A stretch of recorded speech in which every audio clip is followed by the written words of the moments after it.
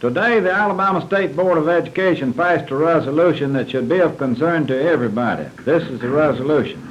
Be it resolved that the State Board of Education is in unanimous agreement that the Attorney General of Alabama, Richmond Flowers, has proved by his conduct in his recent action that he is not competent to represent this board in the present litigation that is evident by his actions in circumventing the state courts and filing suit in federal court against the board which he is supposed to represent and defend. This action is deplored by this board, in which he attacks the law he co-sponsored in the legislature of Alabama himself in 1957, and that the board deeply regrets the action of the Attorney General Richmond Flowers, which shows his disloyalty to the people of the state of Alabama and their way of life.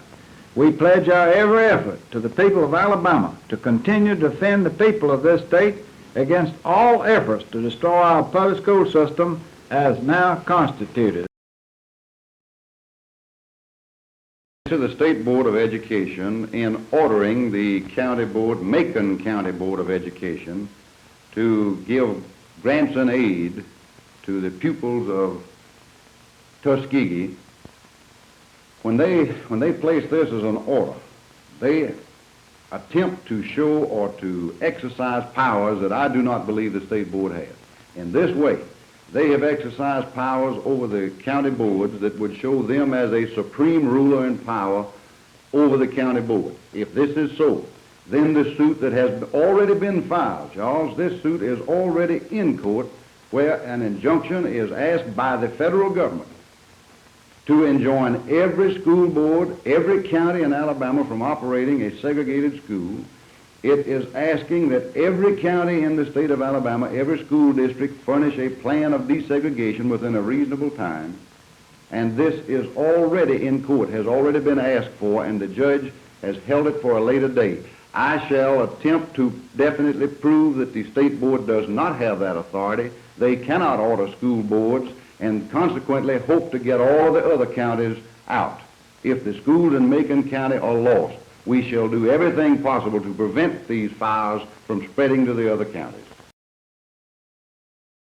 I don't know that this has been done because we are representing the State Board of Education now in the cancellation of the State School Book Depository. We're in the midst of litigation, and we have been commended for the services we rendered in that suit, and I don't know that the board has rejected me, and I don't know that they can. Under the law, the Attorney General shall represent the State Board of Education, and whether the individual members desire me to or not, I shall fulfill the obligations and duties of my office. I am representing the State Board of Education, and I shall continue to do so. I have always said that the only salvation we had in our fight for segregated school was in private schools. But now private schools must be maintained with private funds. If you ever bring in any public monies into a private school, then you have immediately subjected that school an attack, or the same legal suits or the same federal suits that all of our other schools have, and then they too will be torn up. So I tell the Macon Academy, I certainly hope that you are able to maintain your status. I tell the Macon Academy, I pray and will fight that you are able to stay open. But I warn you, if you take one dime of any monies that come from public funds, you are subjecting that school, you are laying it open for another individual to apply for some monies and come to get into because it's public monies. The only way the private schools can exist is to operate 100% on private monies. In every case where any bills came up concerning schools in Alabama, there has always been the great warning. Do not centralize your school boards in any single authority or any power. Not in the state board, not in the governor, not in the state superintendent. Make them all individual sovereign boards. I contend the county school boards are the only boards that have the right to open and close and control and run the schools. Anytime you establish any central or unified power to run them, then one suit as has already been filed. It's not something that may be filed. That suit is pending now that will catch every single school board in this state.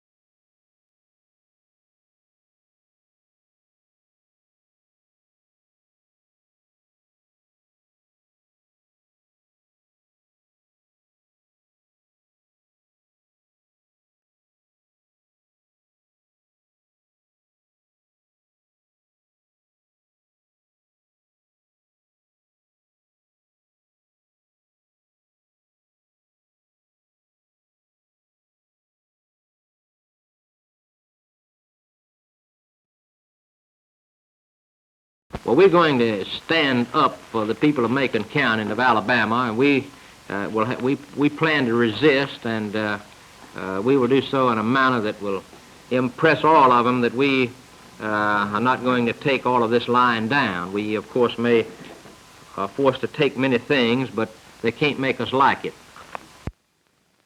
No, I don't plan to be in Macon County personally, but I'll be there in spirit. We plan, of course, to take action. We are aware of the situation, and we are certainly going to resist within the law these the order of this court.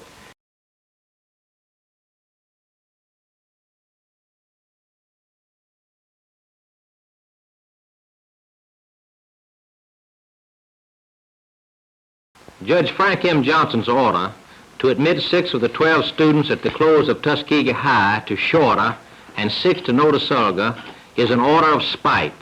The action of this federal judge is rash, headstrong, and vindictive. This action is unstable and erratic. The procedure was disorderly. It ill becomes the traditions of the American judicial system. This order was based on no evidence, only a sworn affidavit of a Negro attorney, which is the same as the NAACP. This acts as a judicial tantrum. This order will be resisted by the people of Macon County. This order indicates that this court wants strife and discord. In my judgment, the decree of the court is based solely on a desire to have the people of these two schools say that if the State Board of Education and the governor had not acted as they had a right to act, this order would not have issued. He has mistaken, in my judgment, the attitude of the people of Notasulga, Shorter, and Macon County and the people of Alabama. The State Board of Education had a perfect legal and logical right to close a school with 12 students and 13 teachers. By a previous order, this federal judge destroyed Tuskegee High School, and in his order today he admits such action. His order states, "This court will not restrain the closing of said Tuskegee High School, since it is quite apparent that it is not economically feasible to continue its operation." End of quote. Having thus destroyed this school, as he admits, he now seeks to wreak similar havoc on the two remaining white high schools in the county. This federal judge is attempting to run this state by usurpation of authority and the threat of bayonets. As the governor of Alabama, I resent it, and I have no ill feeling toward any school child, be he black or white. But we are charged with running of the school system of this state, and this we shall continue to do. In my judgment, this type of conduct is impeachable. I would like to say to the people who are listening here on this telecast that this judge a few weeks ago shook his finger in the faces of the Macon County School Board and said he would put them in jail and contempt if they hauled the white children to Notasulga and to Shorter. He now shakes his finger in their face and says he will put them in jail if they do not haul the Negro children to these two schools of Shorter and of Notasulga. I would like to point out that here's a document of many, many pages that would take many, many days to prepare that was issued in this case. This only goes to show that these orders are against the people of Alabama, and the school board and the governor of Alabama are already prepared in advance with no chance of the people of Alabama offering evidence of their side of this question.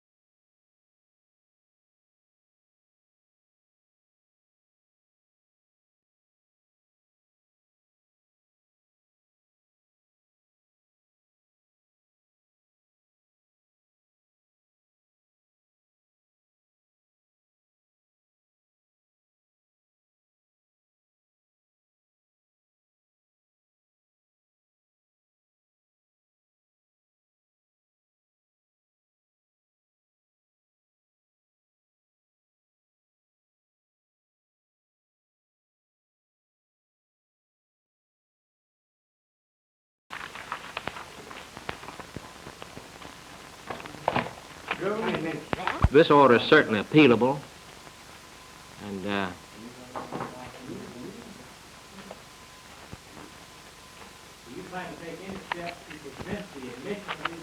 like to point out again to you that he in his order says we had a perfect right to close this school. And yet when we close this school, then he, instead of these 12 going back to the high schools in Tuskegee, he's forcing them to go to the schools of Notasulga and Shorter. He is trying to force mix white and Negro in the schools. Even the 1954 decision is not a forced race mixing decision, but this court is trying to force the mixing of the races in Macon County. Governor, will you stand in the door again?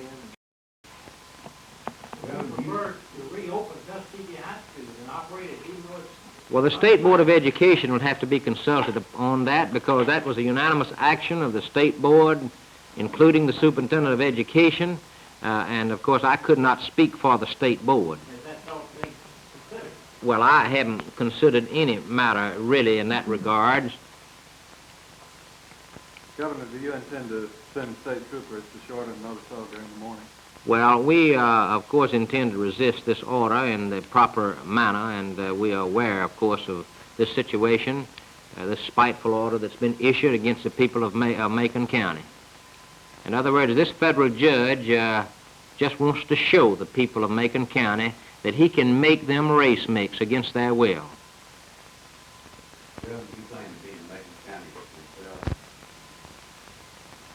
Well, of course, we plan the legal action. We plan to, and I'm sure that all the proper authorities in this state will resist this order. We certainly have a right to have our day in court, although we don't have much day in court. You see, they just, this order here, there was not any.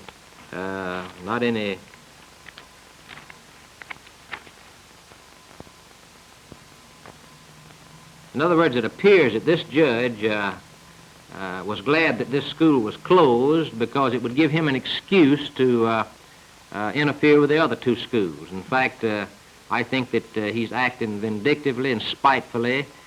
He just wants to show the people of Macon County and show the school board that he can make them mix races over there. Well, we haven't had time to study this order yet. This order is 100 pages long, and it's hard to see how it could have been put together in a day or 2 days. In other words, they have these orders already in a file, you know, and they just reach in and pull them out. The courts already have their minds made up before they decide a case. They've already decided to go with Fred Gray and the NAACP and against the white people and the government of Alabama even before you get into court. The state never has a fair chance in the federal court here at all. I'd like to point out to you newsmen too, Jim. Where are the newsmen? Jim? Mayor Ray has called for, he wants state troopers in Notasulga. Governor, how about holding that piece of paper up again, please, sir? Just hold it out like you're holding it just here with your left hand. Like this? Yes, hold it out toward the camera. Yeah, look this way.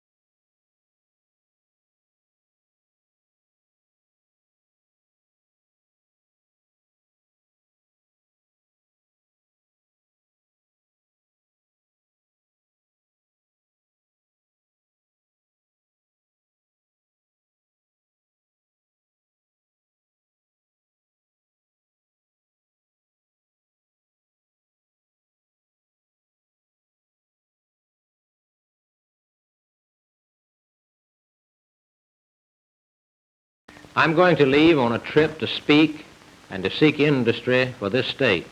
I'm going to the states of Ohio, Illinois, Wisconsin, and Minnesota to speak against the so-called Civil Rights Bill and to take advantage of several hundreds of minutes of radio and television time that I will have an opportunity to tell the people of that great part of the country the truth about the so-called Civil Rights Bill, that if enacted into law will destroy every bit of the local control, every state's rights. It will also control every phase and aspect of one's personal life. This is a bill to give complete federal control over the activities of all the peoples of this country and all the property of this country. This bill will destroy the property rights of every citizen, both black and white, in this country. At the University of Wisconsin and Minnesota, they're having a 4-day talk and symposium on the so-called Civil Rights Bill. I have been the only one invited to speak against this legislation. I shall take advantage of this for the people of Alabama.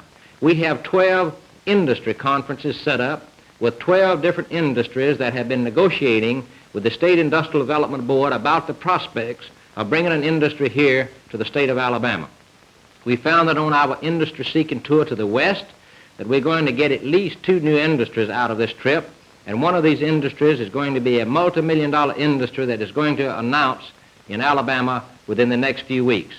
The so-called Civil Rights Bill that I have the opportunity to speak against because I'm invited for all this time on television and radio is a bill that is so dastardly and bad that Congressman Frank Sheff, recently of the state of Kentucky, who signed the bill at the request of President Kennedy, took his name off of the bill and said this bill is the worst bill that has ever been introduced in the American Congress.